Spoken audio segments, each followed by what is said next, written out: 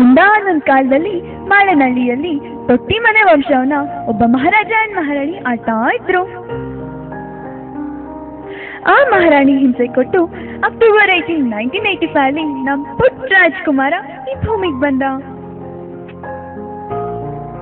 ಮಹಾರಾಜ ಮಹಾರಾಣಿಯ ಖುಷಿಗೆ ಎಲ್ಲೇನೆ ಇಲ್ದಂಗಾಯ್ತು. ಆ ರಾಜ್ಕುಮಾರಿಗೆ ಒಂದು ಹೆಸರು ಬೇಕಲ್ಲ, ಆ ಬೊಂಬೆ ಹೆಸರೇ ರಾಕೇಶ್. ಆ ರಾಜ್ಕುಮಾರಂಗೆ ಒಬ್ಳು ಪರಿ ಬೇಕಲ್ಲ, ಅದಕ್ಕೆ ಅಂತಾನೆ ದೇವ್ರು ಹೊನ್ನೇನಹಳ್ಳಿ ಕಡೆ ಮುಖ ಮಾಡ್ದ. ಅಲ್ಲಿ ಪಟೇಲ್ ವಂಶದ ಮಹಾರಾಜ ಮಹಾರಾಣಿಗೆ ಸೆಪ್ಟೆಂಬರ್ 6, 1988 ಮುದ್ದಾದ ಮಗಳು ಜನಿಸಿತು. ಆ ಕಡೆ ರಾಜ್ಕುಮಾರ ತಳ್ಳೆ ಮಟ್ಟ ಬೆಳ್ದ, ಈ ಕಡೆ ಮುದ್ದಾಗಿ ಮಾತಾಡ್ತಾ ನಮ್ ರಾಜ್ಕುಮಾರಿ ಬೆಳೆದ್ಲು. ಹೀಗೆ ಒಂದಿನ ಮಾಳಿನಹಳ್ಳಿಯ ಮಹಾರಾಜ ಮತ್ತು ಮಹಾರಾಣಿ ಹೊನ್ನೇನಹಳ್ಳಿ ಬಂದಿದ್ರು. ಆಗ ನಮ್ಮ ಮುದ್ದಾದ ಪರಿನ ನೋಡಿದ್ರು.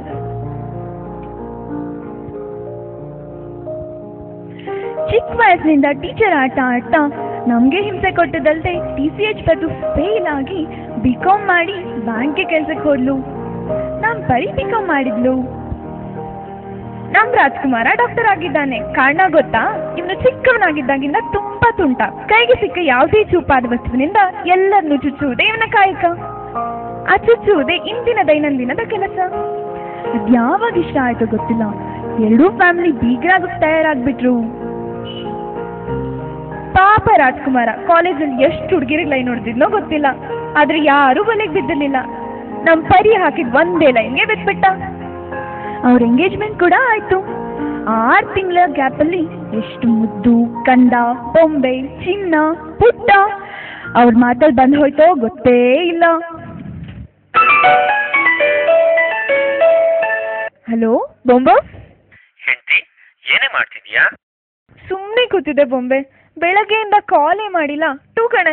ಸಾರಿ ಚಿನ್ನ, ಬೆಳಗ್ಗೆಯಿಂದ ತುಂಬಾ ಕೆಲಸ ಇತ್ತು. ಲವ್ ಯು ಕಣೆ. ಲವ್ ಯು ಟೂ ಪುಟ್ಟ.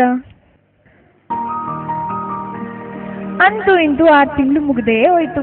ಅಂತೂ ಅವರ ವಿರವೇದನೆಗೆ ಫುಲ್ ಸ್ಟಾಪ್ ಹಾಕೋ ಮಧ್ಯೆ ಬಂದೇ ಹೋಯ್ತು. ಆ ಮದುವೆಗೆ ನೀವೆಲ್ಲ ಬಂದಿದ್ದೀರಾ. ಆ ರಾಜ್ಕುಮಾರನಿಗೆ ಮನಸ್ಸು ತುಂಬಾ ಹಾರೈಸಿ.